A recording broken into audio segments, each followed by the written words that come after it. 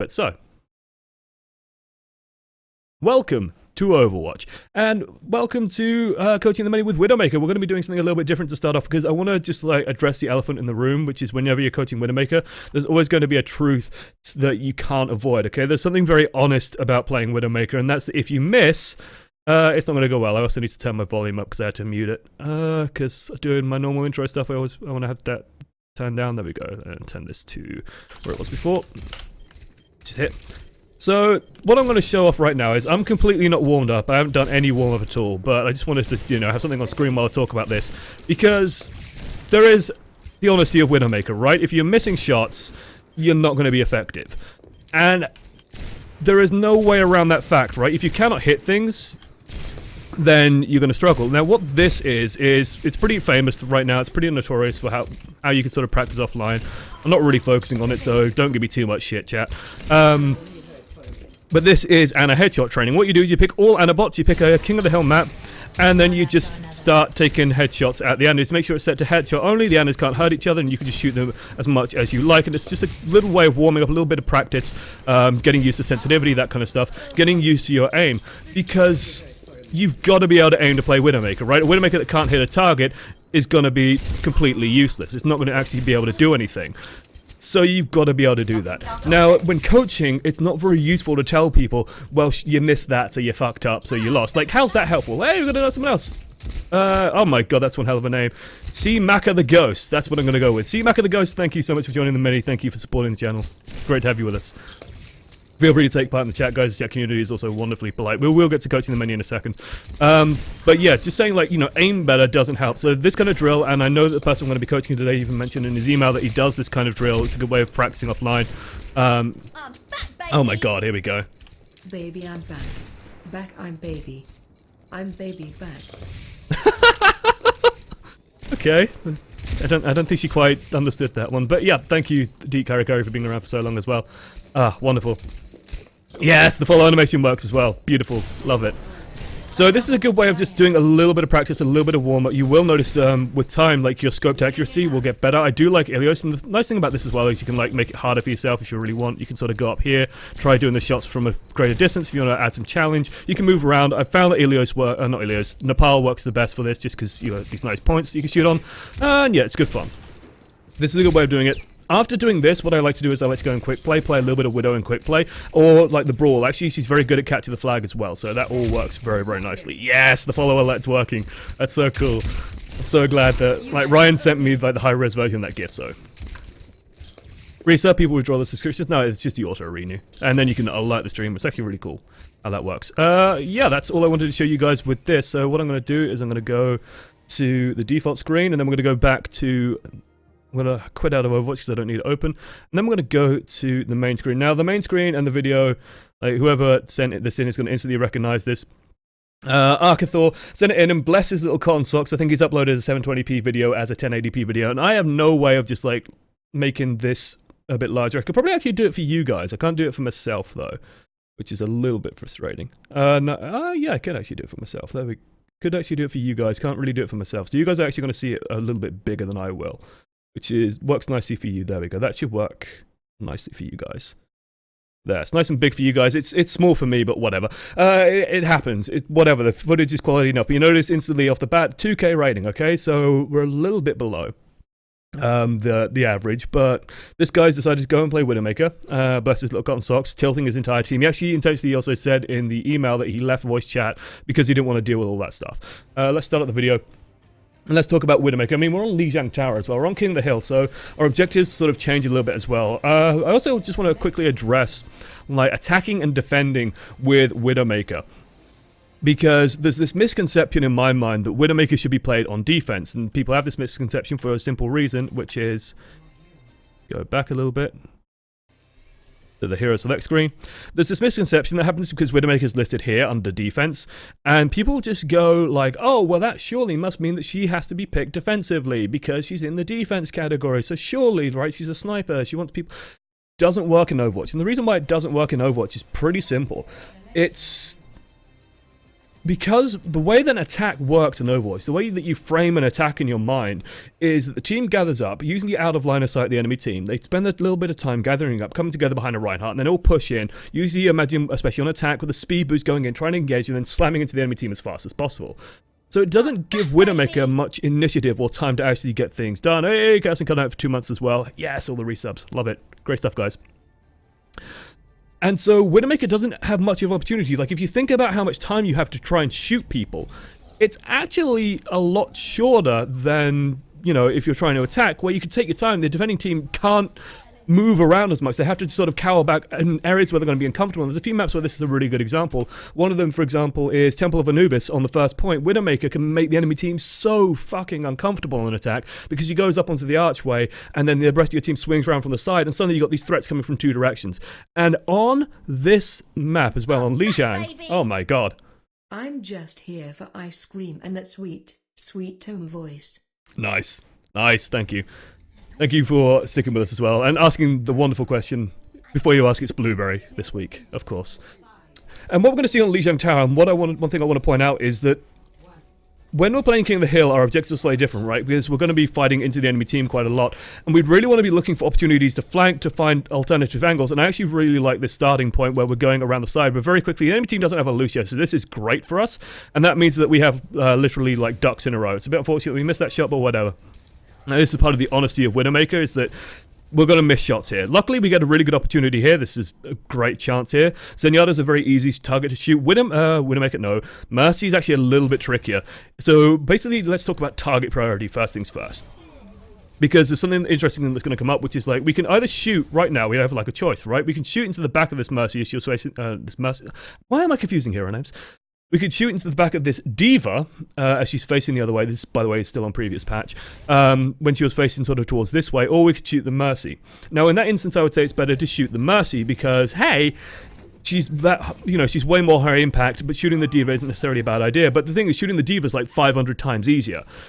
Shooting Mercy is actually a lot harder. Now we want to be really careful in our positioning, though. We want to actually get off the point. The reason why we want to get off the point is this is where the entire enemy team is going to be running. This is where they're all going to be looking to get to. This is where they're all going to be shooting at and looking for threats. We don't want to be necessarily in this position. I would like to see us maybe get off the point and get around towards the alleyway that's a little bit more this way. Just somewhere we can be tucked away and safe and then use grapple to reposition quickly. This is a really nice firing angle, though. We're lucky that the enemy team isn't paying attention. Way, here we go. I'm sad that we couldn't force you into a Widow cosplay for this one. Instead, dress. Oh god. Thank you for the donation. Les, thank you for the dress incentive. I know chat is just trying to force me into it, and it feels bad. Man, beautiful shot on that though. That's a really nice looking one. Okay, Diva's on us. One thing I did notice this guy doing that we could be doing more, Arkathor, that we could be doing a little bit more is using grapple a little bit better to reposition. Now, grapple is sometimes a little bit of its own beast, okay? Sometimes grapple does what it wants to do. But one of the best tricks you can learn is actually if you put grapple a long distance away on the floor, as you're launching towards it, as long as you press jump halfway through the grapple, you cancel the grapple, but you conserve momentum and you'll launch forward. It's a very good way of getting away from targets like Diva. Then we can try and turn around and maybe nail Diva in the face a couple of times.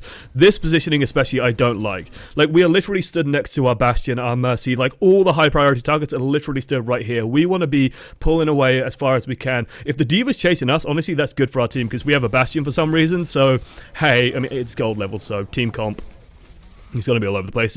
I'm not keen on this team comp. We might talk about it a little bit later.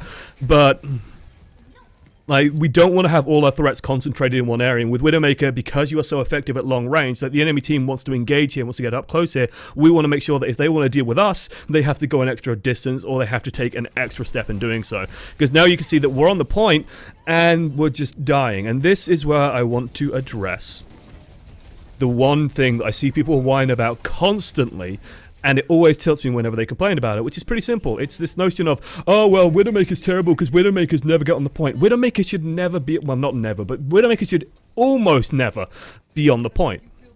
Why? Because she's like 9 million times more effective off the point. You don't want to be on the point. You want to be off the point shooting into it when everyone else is busy fighting on the point. That's how you be effective as Widowmaker. The only time you should be on the point as Widowmaker is when you're trying to contest and stall. That's the only time. And a little bit distracted there, take a lot of damage. Again, not so keen when we're sort of tucked behind the Reinhardt barrier. We don't have too much choice there, but what I would like to see is us moving a little bit towards the house, the building this way, just to get away and just to sort of diversify our threats a little bit. Unfortunately, we miss this any other, it happens, whatever. But you really don't want to be on the point. You don't want to be ever in a situation where, like, you're on the point and everyone's still on the point and you're just defending on it, because that just gives the enemy team, like, if they want to get rid of you, if they want to deal with you, they just move and stand on the point and fight you and shut you down. If you're away from the point, then suddenly they have this thing of like, oh shit, we've got to deal with this and this at the same time. We've got to try and deal with these two threats. That's one of the big things with Widowmaker positioning, is you want to be in an area where the enemy team can't reliably deal with you, and when they do start to deal with you, you can just waste the time. Very nice grapple getting out of that, however. You notice one on the point, we want to be getting off this. Like, we don't want to be here for any extended period of time. Like, the second we dropped on here, I would have been looking to just get this hell out of Dodge. This repress the easiest kill in the world, as you notice. It's also worth pointing out, like, the Widow's Kiss is a good weapon, but it doesn't win duels. Like, it's a very desperate weapon. The only time you'll really win a duel is if you have the combined DPS of the Venom Mine and the Widow's Kiss. One thing that's worth mentioning as well, if you haven't played Widowmaker in a while, they did change it not too long ago, so that the Venom Mine no longer hurts yourself, so never be afraid to launch it at your feet. Okay, now we're just trickling in a bit. This smacks a little bit of desperation. We do get into a good position. It's unfortunate we missed that shot. I would be probably looking to slam a couple of rounds into the D.Va's back, not so much the Reaper, just purely to soften the team up. And this is also one thing I want to talk about, which is unscoping and rescoping. Especially in an instance where, you know, we're not quite sure of where the entire enemy team is. We get into this position here, and we sort of stop paying attention. After about this shot, this is when you probably want to be de-scoping and just taking a look around, just to keep bearings on your situation. We get tunnel visioned a bit here, and we end up paying quite dearly for it because two of them peel off to come and deal with us, and then we just get murdered by the supports, which, you know, we shouldn't be getting teabagged by a Zenyatta. That's just humiliating. That just feels bad. Reinhardt whiffs his Earth Shadow, feels bad, man. And yeah, it's not going great at the moment, partially because we have a Bastion, so, like, if you're thinking about in terms of, like, objectives, like, what's the win condition on this team? It's get Bastion set up and then kill the enemy team. If Bastion's not allowed to get set up, which is going to be unlikely with D.Va, Zenyatta, Soldier, Reaper floating around, then Bastion's never going to do anything, so we have to be providing covering fire, get a couple of picks, Bastion gets set up and kills everything. Very hard to do. Very, very hard to do, especially against a competent enemy team, although it looks like it's happening. Bastion's just shooting away. He finally goes down to Soldier 76, and down he goes. Feels bad, man. And Soldier just goes on and kills everything. Like, I'm fine with this positioning here, actually. This is pretty good for us. We just want to be... The thing with fighting right now, if you can get this D.Va, it's probably worth... Oh, we just missed a tiny opportunity there as the frame skipped. Oh, we had such an opportunity here to take the shot. Is it worth talking about that? Yeah, it is worth talking about that. Let's talk about taking the shot. There's a motto, right? This Mercy's going fucking crazy at the moment. And the motto, actually, Mercy's doing something very intelligent at the moment because we're not doing something important. But let's talk about the motto first. The motto is you miss 100% of the shots you don't take. When I used to play TF2 a lot, and this is slightly different for Overwatch, I used to just spam fire. Like, bang, bang, bang, bang. And with the value of headshots, as you get better and better with Widowmaker, you do want to be taking faster and faster shots, because headshots, you don't need anywhere near as much charge to just one-shot people. I think it's like 33% you need, maybe a bit more, maybe like 40% to get a kill. I'm sure someone will do the maths in chat. You don't need much is the bottom line. And especially on a Beaver. And one thing I wanted to address, so get used to just taking the shots, snapping out shots as fast as you can, de-scope. Wean yourself off using... toggle. Like, I used to use toggle. It's actually quite bad in Overwatch. You want to have that little bit of extra mobility and a little bit extra awareness. You don't actually lose too much by just toggling in and out per shot.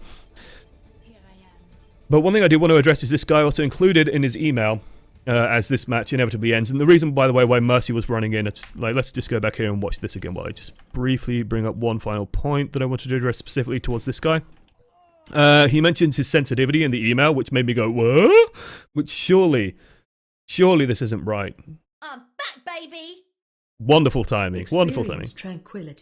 Experience tranquility, brother Shaw. Thank you so much for being with us for 2 months. He mentions in email that he's got 3,500 DPI at 20 in-game sensitivity. That is stunningly high, isn't it? I think that's stunningly high. Like, that's high mouse sensitivity. So if I click my mouse up to, like, this is 5,000 DPI. Like, holy shit, that's crazy. We don't want that. The lower your sensitivity, the better. Honestly, like, the more you get used to big motions, big movements when you're moving yourself around, the sooner you get used to that, the better. By far the better. As I just get distracted because I see my own preview moving. Let me bring chat. Oh, Oh, you've seen all the hidden details. Oh, you've seen it all zoomed in as well. Ugh. Ugh. So you want to get used to like moving as much as you can. And one of the reasons why I think we're missing a lot in these instances is because like we're afraid to almost move the mouse. Like we're doing these microscopic mouse movements and it's all kind of fairly smooth, but that's because we have no option to basically do a flick. We have no option to sort of just flick the mouse somewhere. Because if we flick the mouse somewhere, we'll do a 360 and just go crazy. What's that, porn tabs? Yes. All high quality porn. Go back and look on the VOD. And watch the VOD on YouTube and just watch the adverts over and over and over again while you're doing it. So yeah, we really want to fix that DPI and sensitivity, like try and lower that by several orders of magnitude. And the reason why is simple. We want to be able to move, like this is like the ultimate hallmark, is we want to be able to move 1 pixel, and like even I kind of struggle with doing it at my current sensitivity, but if you keep your eye on the mouse very carefully and it's zoomed in so it should be, you notice that I'm just moving at 1 pixel. That's 1 pixel movement. And you want to be able to do that actually reliably, because in instances where we're like trying to shoot at a diva's head, 1 pixel makes a difference. And if you can't do that reliably, then hey, down we go. What was it with the Mercy before? Thank you, Echo Ambience, for getting back to the point. The Mercy is busy storming on the point about here, because right now, like, our team died in a really bad time. We're actually getting dangerous now, and Mercy's keeping her eye on the macro objective. So keep an eye on this counter. Reinhardt gets knocked off because he goes in too early, and this sort of causes a snowball effect. Because when we're still on like 93%, Reinhardt shouldn't be trying to just blister his way in. I think he gets pushed off by, I'm not even sure what he gets pushed off by because I don't have a Lucio. The reason why Mercy's charging on here is to contest the point a little bit, because we're not going to do it. Honestly, at this stage, we should have just ziplined in. I think this Mercy's being maybe a little bit presumptive. That, and I'm not sure why she healed here. If she damage jumped, it would have been way better. But like when it hits about 97%, so now we should be grappling in just to trigger the overtime. That gives our team a little bit of a lifeline. That's why Mercy's running in, I think, just to try and trigger that overtime, and then 3 people come in behind us and kill us. And the reason why 3 people came in behind us and killed us, by the way, is because no one else is around, so 3 people are free to just run around doing whatever they like. This is one thing that happens a lot with flankers, and the way that you want to play Widowmaker is like a pseudo-flanker, because you want to be thinking in terms of like what opportunities do I have on the side, how do I sort of maximize those opportunities, that kind of thing. And so you definitely want to be looking for... you want to be making your flanker, making your moves when the rest of your team is also making your moves. There's a trap you can fall into with flankers where you're going in and you're doing stuff on your own, and then 5 of the enemy team turn around and come kill you because the rest of your team isn't pushing. That happens quite a lot, and that will happen quite a lot when playing Widowmaker. Anyway, this is actually a really good map for Widowmaker. This one here, Ilios Nightmare, not Ilios. Why do I keep calling this map Ilios? What is with me? It's like a name dyslexia that I have. I'm terrible with names in the first place. So yeah. But we want to be looking for opportunities. This map actually has a huge number of opportunities, and there's a couple of really cool tricks on this map that we can use to help maximize some of that. One of them is actually a missed opportunity right at the start. And so we can actually like start using this in our game, which is going to be really nice when we come out here. Right, pause, YouTube, god damn it, YouTube. Let's go back a couple of frames. Oh, frame. Is there a back like 1 second? This button? No. Right here. This is where we want to go. And this, what you can do actually is you can fire a grappling hook up onto these signs, so the signs go up, way up. You can fire a grappling hook high on the signs, launch yourself up, and actually go over this wall and get a good line of sight in the middle, and you have cover going this way and cover going this way as well. So it's actually a really nice position and gives you like your team an extra bit of threat, because your team is going to be coming out this way, and you're going to be coming in from this way. So then suddenly they have to be a little bit more aware, they can't fan out as much, and you've got more vertical threat, so you can shoot over a Reinhardt barrier, which is kind of important. It's just a nice little thing to do, because what we end up doing instead is something that, again, I'm going to kind of keep harping on about, but we're coming out here with the rest of the team, and as such, like, the Diva just has the defense matrix this way. If they have a Reinhardt, the Reinhardt, who's a little bit late, as it turns out, he just has to put a barrier up in one way. Good shot on Diva's backside, that's what we want to see. We want to just keep nailing that bomb, and then Soldier 76 starts coming around and flanking us, and because we're with the rest of the team, well, he's got an easy time dueling us. We grapple here. I think we end up a bit confused here, like, oh god, I didn't want to stand on this wall. It is kind of the fact that we don't have a plan on the team as well. Like, we weren't in voice communications. Again, this person turned them off because he didn't want to hear, you know, swap off Widow all the time, which is going to happen when you play Widow, and we'll talk about dealing with that probably in questions. Yeah, oh, poor Mercy as well. Wow, Mercy just gets completely left out to dry. Luckily, like, Mercy comes to us and does survive thanks to us, like, getting stuck up there. Would like to see us scope up and shoot instead into Reinhardt's back. That's because Reinhardt has armor. The Widow's Kiss against armor does no damage at all. Like, just does absolute arse in terms of damage. Don't want to do it. And it's not even good arse. It's not even like Widowmakers. It's more like Roadhog arse damage. You know, big, flabby, horrible backside. Don't want to be doing that into something with armor. We want to be getting that scope up, charging it for half a second, bang. You will do way more damage. And especially at the end of a charge, like, we know that this is going to have recovery time. There's going to be like a little half second before it gets a shield up, so we can just nail a shot into him, get a little bit of free damage, rather than the 25, 30 damage we just did. We definitely don't want to be moving this way. We want to be moving this way where it's safer. We saw the enemy teams that way. We want to stay away from the enemy team. At long range, we have all the advantages. Widowmaker will laugh at you. Ha ha ha. Insult your parentage. Says they smell of elderberries in standard French fashion at long range. At close range, though, we're just dead. And this is because, again, the team was sort of disorganized. We weren't really doing things together. We didn't have a plan, and so the enemy team just stayed together. And this is honestly, like, at low ranks, one of the best ways to just reliably win is just to stay together as a team and kill the enemy team. Because we're playing with a Widowmaker, we have to be a bit fancier. This is one reason why I say this map is very good for Widowmaker, though. We can actually stand out here. Now, I don't recommend standing here. Why don't we stand here? It's because we're literally stood in the middle of a courtyard. There's no cover anywhere for us to get to. And sure, we can actually do good damage, but there's no reason why we can't do the same thing from, you know, that door up that way. We could get in here a little bit, tuck away a little bit. So we have health packs available, so we have retreat options that are a little bit better, that can help us survive, rather than having to tuck in with the rest of the team where we're not going to be quite as sort of strong, especially with Soldier 76 taking all the liberties in the world, because he's not being punished by anything. Perfectly fine with the aggressive Venom Mine. Don't be afraid to use Venom Mine aggressively just to get a little bit of damage every now and then. It is 75 solid damage, and it's pretty reliable. Good shot on the D.Va. Like, D.Va's not an easy target to hit. That said, I wouldn't actually be remiss, like, when this sort of thing happens, what I would actually look to do is, because I know, for example, I am not the greatest Widowmaker player in the world. I don't have the greatest accuracy in the world. I'm not the greatest aiming. One option here, and the option that I actually quite enjoy, is we have grapple available. There's no reason why we can't fire the grapple hook like here. Launch yourselves forward, use the grapple boost, so you grapple, you press spacebar most of the way through your leap, you conserve momentum, you'll launch forward, you'll stand right next to D.Va, and then you just hit her with the butt of your gun, and she dies. There's no reason why we can't do that, and if you don't end up that close, then you just shoot. Now also, you're going to have trouble hitting D.Va again with that high sensitivity. It's just going to be very difficult.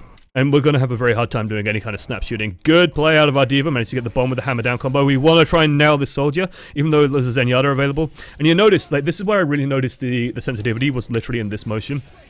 Is you notice, the movement is very smooth, but we don't need smooth movement at the moment. It's almost like we're afraid to move the mouse quickly, and that's just because our sensitivity is so insanely high that we can't move the mouse quickly, get it across onto the soldier, and maybe shut down that ultimate. Again, we've decided to run into the team. Let's just watch that again, because that's actually very funny. I do love hearing a D.Va die. Anyway, now that we have the point, now we could stay safe tucked behind it. Don't know why we're aiming for the Reinhardt here. One cool thing you could do with Infrasight. So what Infrasight is like an incredibly powerful ultimate. Such a powerful ultimate. It's a really, really good tool. The thing we could do with this situation is we should just have the crosshair about here. Because then soldier... right there. Dead. The way that you work around Infrasight is you've got to treat walking around a corner as if you're running out into the open. Like, that's the thing. You've got to treat coming around a corner as standing out in the open. You've got to be very, very careful when you're doing it, and we want to be maximizing that efficiency just by resting the mouse just in a spot where we can just find the target and then nail them. I notice you're using the dot crosshair. I personally use the dot crosshair. I think it's perfectly fine crosshair. Use whatever you're comfortable with. I would recommend, though, swapping from red to green. And the reason why I say red to green is you notice that the enemy silhouettes, they're red. You notice the enemy barriers, they're red. You notice all the widow graphics, they're red. You don't ever want it blending in. That's why green is a good color, because it contrasts sharply with the red, and it just pops a little bit more. And when the dot's over someone's face, then you shoot.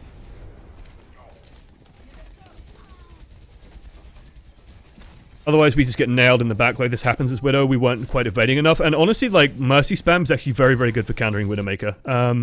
Don't ever underestimate Mercy Spam and D.Va Spam. They are actually incredibly good at shutting us down.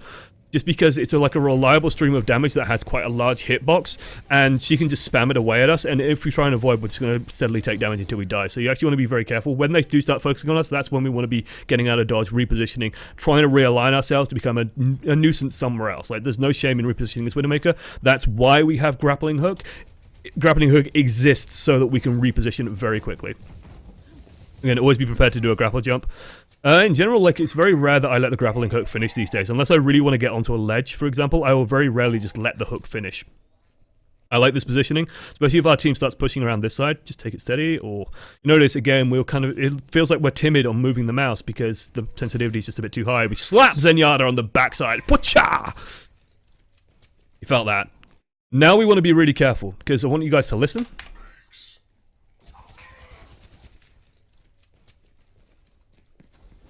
Can you hear it coming? Yeah, that's death. That's death on its way. The second we fire this shot here, when you fire the shot, make sure that you internalize that the enemy team knows exactly where you are. Widowmaker has, ironically enough, tracer rounds. So she literally has bullets with Tracer's name on it.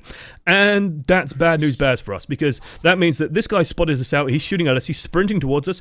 We have two options right now, okay? We have two options. One, we camp this corner, and we try and catch the soldier as he runs in. Like, you could even see him coming over here. Or two, we run. Either option is good. Camping this corner could work and could be perfectly fine. The fact that Reaper and Soldier have come this way as well is like really bad news for us. But we knew that the Soldier was coming. We should be preparing for that. Situational awareness is so important when playing Widowmaker. You got to be aware of how many people can see you, how much of a threat you're in, all that kind of stuff. Who is effective at dealing with you as well. Like, it's not so much true on this map because there's a lot of places where we can hide away and reposition. But on maps like Temple of Anubis, we really want to be aware of like who on the enemy team are our primary threats, who are going to be dealing with us, and then who are going to be our priorities for killing. Because eliminating priority threats is actually a really good way of making sure that we can do our job. We'll talk about counter sniping in a little while, I think. In this case, Soldier 76 is definitely one of our big threats. Zenyatta is also, ironically enough, another one. Zenyatta we want to be neutralizing. Probably highest priority right now is Zenyatta. If you can get Mercy, then great. If you can get rid of Soldier 76, absolutely great. Reaper, lower priority. We should have gone for the headshot there. Reinhardt, nice big head on him. Nice and easy to see as well. Like, you just want to aim here. Instead, we hit him in the dick, which he's a, like, 70-year-old man. I don't think he cares anymore, unfortunately. So, yeah, although, you know, medical science in the Overwatch universe, who knows, maybe he does. On the downside, he gets in there, he does some good damage. We do manage to get rid of the D.Va, but it might be too little too late. Luckily, our team managed to clean up. He wastes his ultimate. Just gold level things. I need some drink. Now the enemy team is trickling in. Don't do this. What is trickling in? Trickling in is when you start running in one by one, and you run into like 5-6 people like this, and you just repeatedly end up dying. That's trickling in. They were doing the definition of it, and as such, they lose the game.